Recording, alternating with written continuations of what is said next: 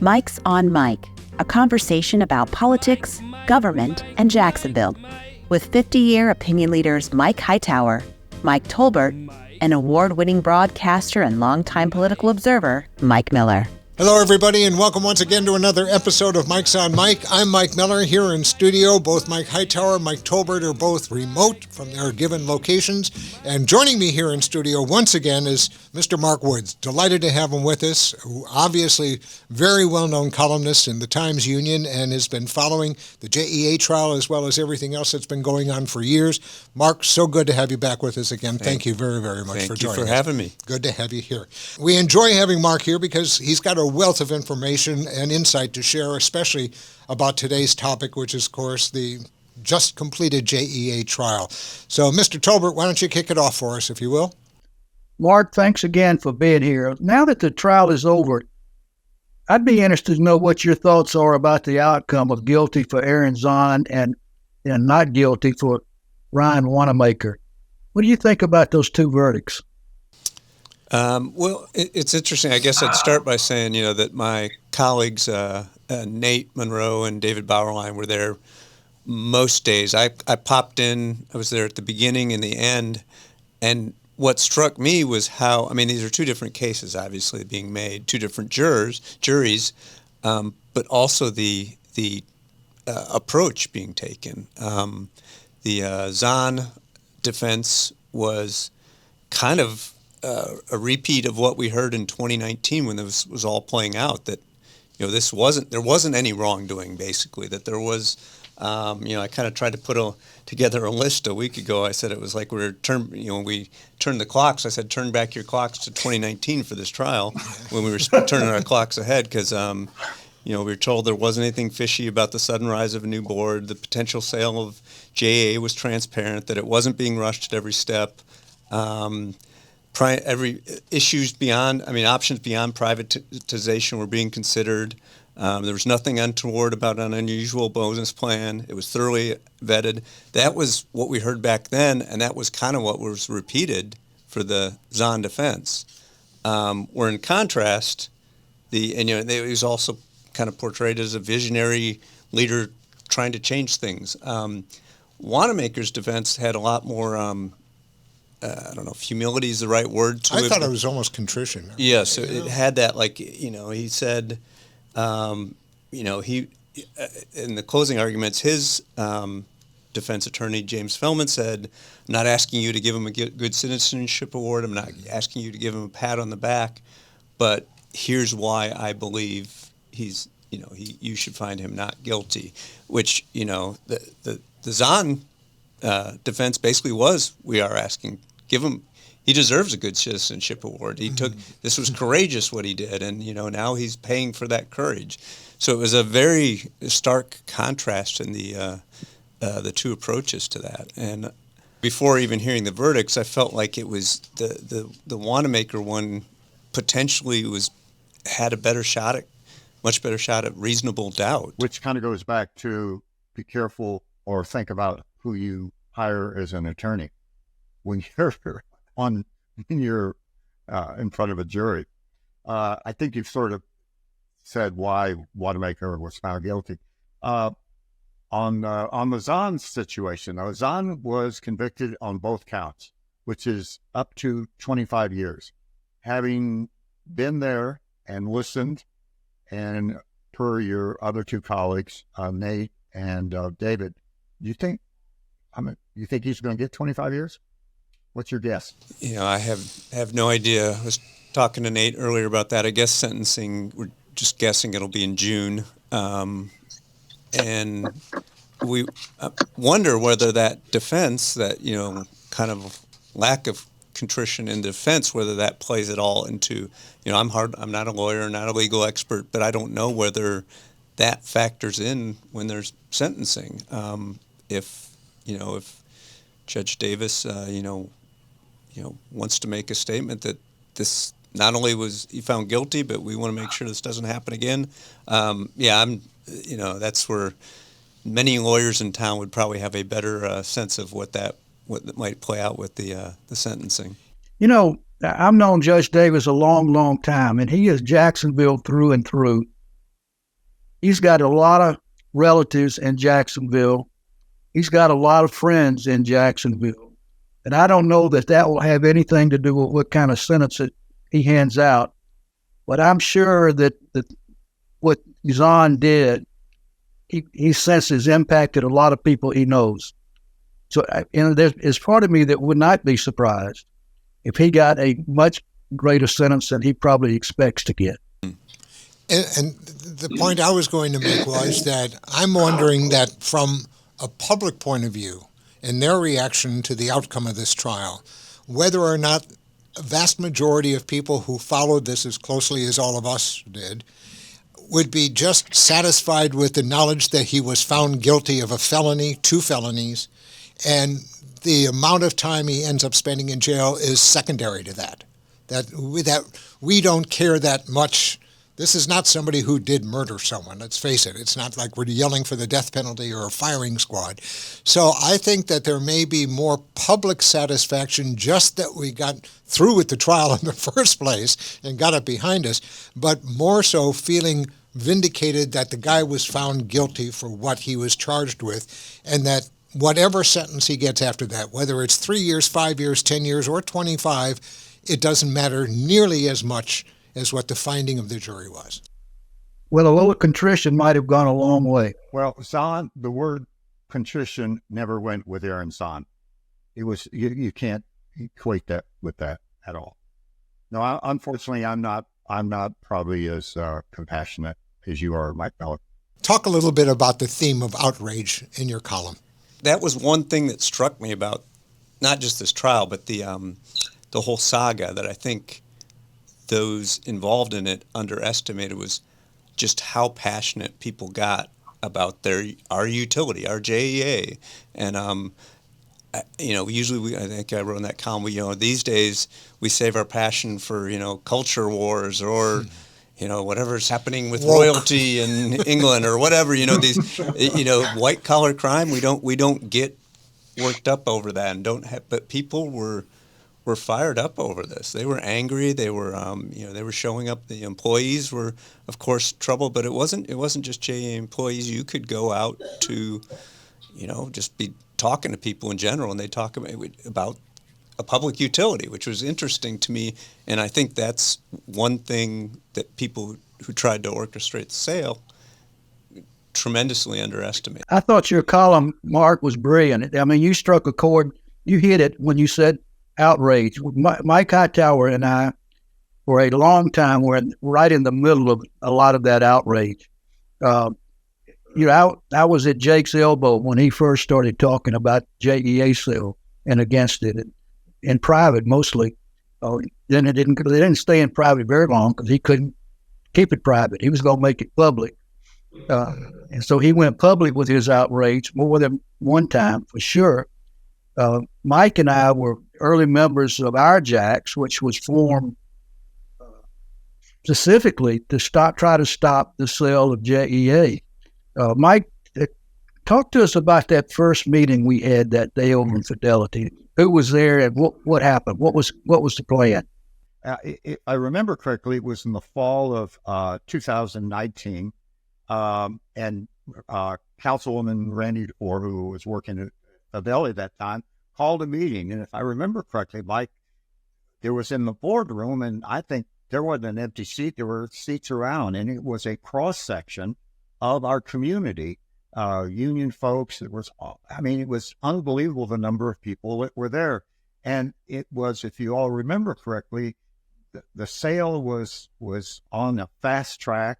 They had tried to stop it, but there were people who just sort of understood that there was going to be this sale. It was all done behind closed doors. And to Mark's point, and to reemphasize what Mike Colbert just said, there was a quiet, not at that meeting, it was not quiet. People were very respectful, but the outrage was that this was happening in their community. And I'm going to just step aside real quick. And I think one of the things, when you go back and you think about Zahn, you think about his attorney, you think about this mayor, you think about his political consultants who were involved. one of the things that I think, Mark, you said, they totally misunderstood this community. They were not from Jacksonville. They didn't understand Jacksonville. And I think when the people realized what was going on, that's where the outrage was, that they thought that these people could come in here, a bunch of interlopers, carpetbaggers, and try to pull something over us. So anyway, that was part of the thing at Fidelity. I was going to say in that meeting, we came together because people at that point in time were talking amongst themselves about trying to get something done, trying to stop this, but there wasn't a plan of action. And at that point, this was in November. At that point, it looked as if in January, the city council was going to vote to approve a referendum for the March ballot to sell the JEA. And so, my recollection of that meeting is a lot of it was concerned about, can we put together a campaign to stop it? And can we raise enough money to stop it? And also realize, in parentheses, realizing that the guys who wanted to sell it would probably be bankrolled by Florida Power and Light. Their campaign would be. And I remember it was a great, I don't know why I was there. I was excited and humbled to be there in that group, but Jake had already written a couple of guest columns in the Times-Union about JEA and the sale. And we were getting ready to do another one. And it was going to be a letter to the city council. And I remember toward the end of that meeting, I told these folks that this was coming up. He was about to submit another guest column, and it would be a letter to the city council members. And I said, but it sure would be nice if that could be a full-page ad in the Times-Union. And Mike Ward, who was sitting across the table, said, I'll pay for that. And so that's how that terrific ad came about. Yeah. And I think it had impact. And I know when I was putting the ad together, I called Mike and I said, I've got the ad ready for your approval if you'd like to see it. And he said, I'm not going to ever approve or disapprove anything that Jay Godbolt wants to do. And so go with it. And pick it up on that, as it turned out, Mike Ward, David Miller, Audrey Moran, now Judge Moran, Dr. Sherry McGill, Bobby Stein.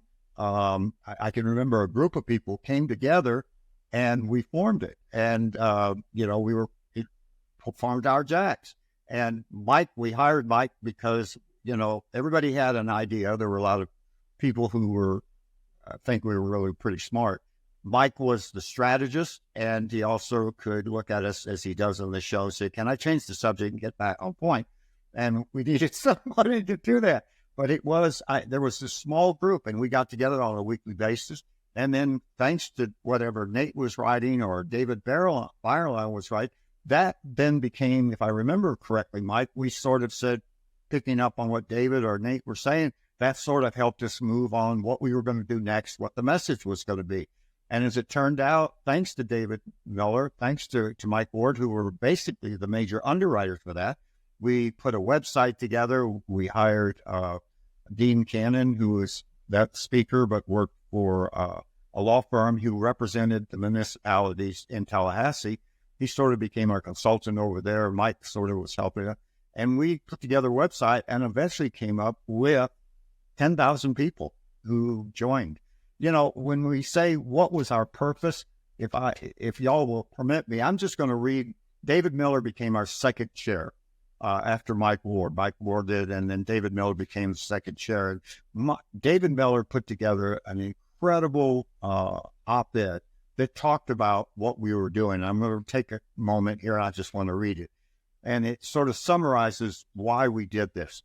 I said, in the fall and winter of 2019, a dark cloud moved over Jacksonville as our citizens were challenged by the inability to trust decisions being made by our public officials that became obvious when we learned about the scandalous attempt to sell JEA, followed by a similar flawed Lot J, both negotiated in secret, I added, by the same Curry administration and his political consultants, I added that, devoid of transparency and adequate public engagement. And from that, if you remember, and one of the things that Mike helped us come up with was our 4 principles. And that was one of the things that David, Audrey, Mike Ward, and the group, and we had 4 principles of what our Jacks was all about, given what was going on. It was transparency, integrity, accountability, and local control. All 4 of those things which were devoid of this entire debacle. And that's really where we went. And as it turned out, I think thanks to the Civic Council, a lot of other folks, couple courageous members, if Mike Tolbert will probably react to this, is so there were only a very few courageous members of the city council who stood with us, and they were in the minority, probably because the majority of those city council had Tim Baker as their consultant. You know, Mark, in that great column you wrote, you mentioned our friend Jay Godbold and his last public appearance of outrage at the city council workshop. And it was his last public stand, I think, and he took a hell of a stand, which he always did. He never kind of tiptoed around the edges. And let's play that clip and remind people of what Jake said and did. Mr. Mayor. Now, Mr. Chairman, I sat here on my ass a long time to say this, and I'm not coming back again. All right. But I was in your district with a new group of people, and I've never seen a more upset people in any meeting I went to. I was out there at 9:30 at night. A guy 87 years old ought not have to be out there at night. I don't like being so frank. I don't like being against the mayor. I was with Delaney. I was with Missouri. I was with Peyton. I enjoyed being with you, and I want to be with you, and I want to make this team in this city the greatest city there is. But this has come before us. The one good thing, and I'll end with this, Mr. Chairman. This one good thing that's happened to us is united this community like nothing else has united us, except one at a time behind the football team. And if you thought that was a big crowd, you wait till the next crowd we get out against this thing, and you going to have a riot on your hands, because this will be the biggest crowd. The Gator Bowl will not hold these people that we're going to invite to tell you for the one last time, let's call this thing to an end. Mark, you wrote that Mayor Curry's face was tense, his voice was rising, and as he said, I will oppose any effort to stop this planning process because of baseless conspiracy theories, an unprecedented negative onslaught from a small segment of the media, or because the conversation is simply difficult to have. Given what we know now and the outcome of the Zahn trial, do you think Curry would like to take all that back? I don't know about that, but that would be called contrition, correct? I was determined to use that quote at the end of this, to kind of remind people that, I mean, a lot of those who stuck their necks out, it wasn't just us, but you guys, others, took a lot of blowback for that, and a lot of, they kept, and I don't, and it's not necessarily my reporting, because I was just jumping in here and there. Nate and Chris Hong and David were doing the bulk of the reporting, but it was solid. I mean, they were nailing, and it was constantly being questioned. Not just it was by the mayor's office, but by JEA, JEA PR department, and JEA executives, and so we were getting a lot of pushback. I think in the end. People asked, do you feel vindicated by the verdict? I don't know if Nate has said this too, and not so much whether the verdict mattered to us or not, but it kind of validates the reporting we did, because a lot of the things that came out in federal courtroom were things that we reported on, and But again, reading that quote, which was just a great quote to read, it really summed up so much. How does that reflect Curry's position, which he really didn't have anything to do with this whole thing?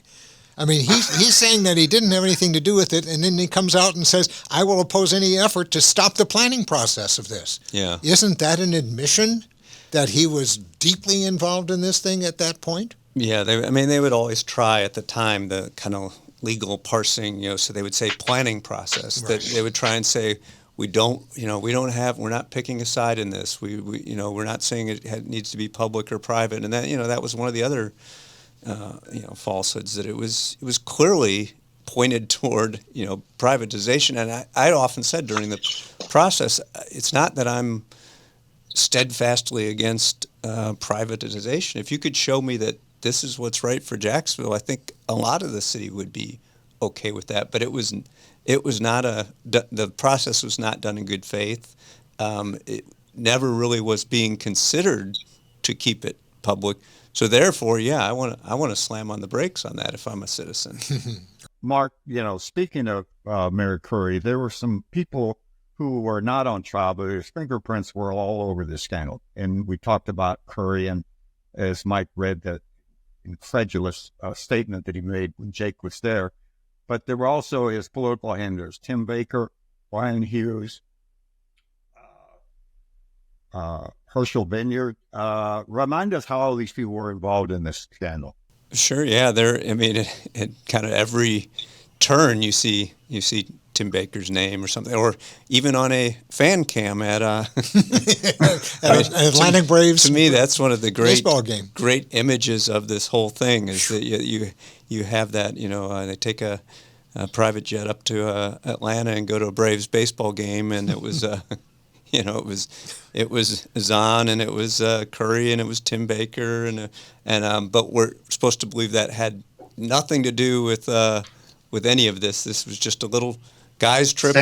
Sam Musa was also in that picture, if I don't remember correctly, who was one of the consultants. Yeah. So yeah, you had this mix that was, and Tim Baker's there at every turn almost, and had worked in the past as consultant for Florida Power and Light, and yet coming back to Lenny's quote about baseless conspiracy theories, it was interesting. That was part of the defense too, to spin that that Zahn wasn't part of a conspiracy, that there was a conspiracy out to get him and he was the victim. So they completely tried to spin that, flip that on its head, and but it was kind of almost, at times it was laughable how much was done behind closed doors when we learned some of the code names they were using, like Project Scampy and Project Freebird. I was like, well, those days I was like, okay, here's an easy column for one of us to take, because but yes, so much of it was the lack of transparency that you touched on in the four principles. That was a huge piece of the problem with this. I wonder how Ken Babby felt about them using a code name to fry up his baseball team with Shrimp Scampi. Yeah. You mentioned that Atlanta trip, and of course, they took advantage, in my opinion, of Scott Wilson. And I want to talk about Scott, or hit for a minute his place in all of this. In my mind, Scott is one of the heroes of this whole thing. And we all know Scott. Scott is a very non-confrontational kind of guy. And when he became council president, and this was going on, there was some of us I know who were concerned that Scott would stand up and do what was needed to do. But by damn, he stood up tremendously. He drew a line in the sand and appointed that council investigative committee that hired Steve Busey. And he kicked this thing off with a news conference on the City Hall steps 4 years ago. It's been that long, 4 stinking years ago. And I worked with Scott on that speech, and it was so interesting because I knew it was going to be strong if he did it, and he was hesitant, I think. And finally, he called me up and he said, "I'm going to do it. I said, what caused you to make that decision? And he said, well, I read it to my parents, and they said, you should do this, Scott. So that's what he did. Let's roll some clips of that day, because I think that day was an absolute turning point in this whole thing. The public has a right to know exactly what happened, why it happened, how it happened, and who was involved. That is why I am forming a special counsel committee to investigate every aspect, turn over every rock, look behind every curtain, and bring all that we do not know and what we deserve to know into daylight for everyone to see. Let me make something else very clear. We will uncover and hold accountable anybody who had anything to do with trying to take advantage of our city and the JEA ratepayers, whether it's lobbyists, investment bankers, lawyers, bidders, or employees. We will fight to recover the loss of wasted money and repair the damage this has done to our reputation and the community's trust. For anyone who asks why I am doing this in the light of an ongoing federal investigation, there are 5 important reasons. Number 1, we have no idea what the feds are investigating. It may only be a tiny piece of the JEA mess. For instance, will they only investigate the pup? Number 2, we have no idea how long the federal investigation will last. It could be over a year. Number 3, what if the feds, investigating only a small piece, find there is no criminal wrongdoing? There would be no report, and we are no further in knowing the entire truth than right now. Number 4, the City Council needs to investigate to transparently document the history of this mess from the day someone said, hey, maybe we could sell the JEA, until the day the ITN was pulled. There needs to be a chronological and thorough investigation, naming names for accountability. Number 5, the mission of the City Council investigation should be a public report that restores the citizens' belief in the integrity of their government. This is not something the feds will do in a criminal investigation. I think one of the things, though, when we talk about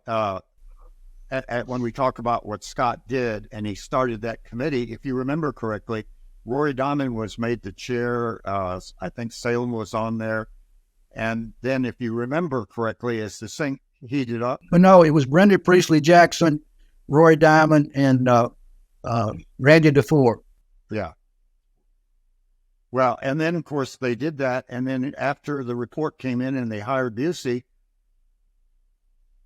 the council never even, the report came back, and they just moved that it be made part of the record. It never came out. The courageous stand that Brenda Priestley Jackson, Randy Carlucci, particularly Scott Wilson, the council never talked about it. There's going to be a long list of people who either had fingerprints on it, ladies and gentlemen, or were complicit, and that list is as long as your arm. And that's what somebody's going to write a book, and that's going to be part of the footnotes. No question about it. What do you think the community has learned from all of this, Mark? What have you learned about all this? And then I'll ask about the community. Yeah, don't underestimate what people think about their public utility, I guess. But also, yeah, and this kind of spins off. I agree, Scott Wilson. I remember how you could tell, just sense he felt horrible coming back from the baseball game, and he felt like he'd been duped, and that he was being used, and that this was a good person trying to navigate politics, and he kind of got sucked into that. But yeah, then he stood up, and I'm going to do the right thing. And that was one point that Nate liked a part he made in his verdict day column, that this was about people doing things wrong. And as Mike Hightower said, that list is long, but there's also a pretty long list of people who did things right. And yeah, Nate, we were talking about the Kyle Billy, Kim Taylor, Jeff Rhoda, the council auditors, and then you had Jason Gabriel, who he was a real hero in this thing. General counsel. Yeah. You had employees Nate mentioned like JEA, like Tim Hunt, an analytics expert who kind of had the courage to stand up. You had the JEA employees, lots of them, were willing to speak out publicly. Went to the city council and they filled out those comment cards, Right, and carried their signs. So, again, white collar crime usually isn't sexy, but there was a lot of emotion and a lot of drama and twists and turns, and I think in the end, it is kind of the power of the people and the citizens. It's there's a lot of positive lessons that can come out of it, I think. But I've also said that Nexter and FPLA, I think they'll be back for a bite of this apple again. So it may not be in the same fashion. We may not, but I think there'll be ways to come at JEA in the future too. I don't disagree. Mark, thank you again so very much for being with us. Thank you. This has been a Thank terrific all half of you hour, guys, yeah. and we enjoy it. Guys, thank you very much, as always, for joining Thank us you. from your Thank you. respective locations. Thank you, Mark. Thank you. Coming up in a couple of weeks, and I'm really excited about this too, because my old boss is going to be on the show. Nat Ford is going to be joining us. I don't know how many of you watched last Sunday's This Week in Jacksonville with Kent Justice, but Nat Ford was on that program to talk about the Emerald Trail, as well as talk about the U2C project, which is the electronic vehicle projects that JTA has been very much involved in. And we've asked him to come on the program to talk more about that fantastic $147 million federal grant we got and what's going to be done with it and what will JTA's involvement be in all that. So that's coming up in a couple of weeks. And we appreciate you joining us every week here on Mike's on Mike. You can find us, you can find us just about everywhere, including your front door if you're here in the middle of the night. And to remind you, of course, Mike's on Mike is brought to you from the fine folks at the Jacksonville Historical Society, which is located in the future Jacksonville History Center. And we thank Alan Bliss and the many donors who keep this program running on the air. Thank you all very, very much. Mike's on Mike with Mike Tolbert, Mike Hightower, and Mike Miller can be found on your favorite podcasting platform, Facebook, and YouTube. Visit the website at mikesonmike.com. Join us next time for more conversation with Mike's on Mike.